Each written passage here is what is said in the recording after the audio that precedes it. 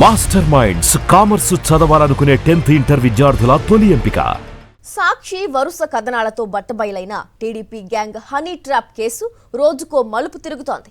ఈ వ్యవహారంతో సంబంధం ఉన్న అందరి పేర్లు వెలుగులోకి వస్తున్నాయి. ఎల్లో గ్యాంగ్ దందాకు సహకరించిన సిఐ శ్రీహర్షతో పాటు కొందరు కానిస్టేబుళ్లను సర్వీస్ నుంచి డిస్మిస్ చేశారు.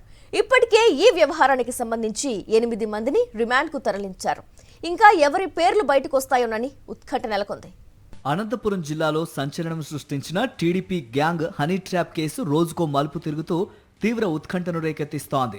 ఈ వ్యవహారంపై సాక్షి వరుస కథనాలు ప్రచురించింది.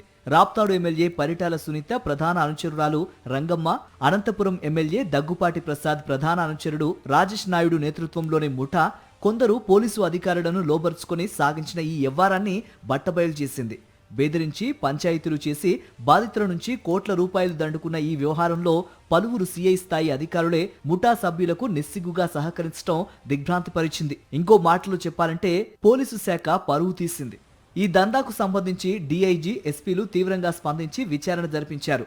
సాక్షి కథనాలన్నీ నిజాలేనని తేలడంతో ఎట్టకేలకు పలువురు పోలీసులపై కఠిన చర్యలు తీసుకున్నారు.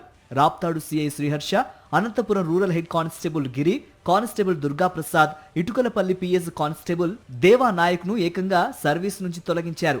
ఎస్ఐ రాంబాబు, కానిస్టేబుల్ జయరాం నాయక్, దేవేంద్రపై సస్పెన్షన్ వేటు వేశారు. Anantapuram rural PS CI Shekhar ను కర్నూలు రేంజ్ కు సరెండర్ చేశారు. 3 టౌన్ సిఐ రాజేంద్రనాథ్ యాదవ్ ను ఇప్పటికే విఆర్ కు పంపారు. ఈ కేసులో తొలుత 5 నిందితులు రంగమ్మ, రాజేష్ నాయుడు, జయలక్ష్మి, చంద్రకళ, అనంతకుమారిని రిమాండ్కు తరలించగా తాజాగా మరో 4 నిందితులను అదుపులోకి తీసుకుని విచారణ చేస్తున్నట్లు తెలుస్తోంది. వీరిలో మల్లీశ్వరి, ఉమా, ఉదయ్ భాస్కర్ రెడ్డిని అరెస్టు చేసి ఆదివారం జడ్జి ఎదుట హాజరుపరచగా రిమాండ్కు ఆదేశించారు.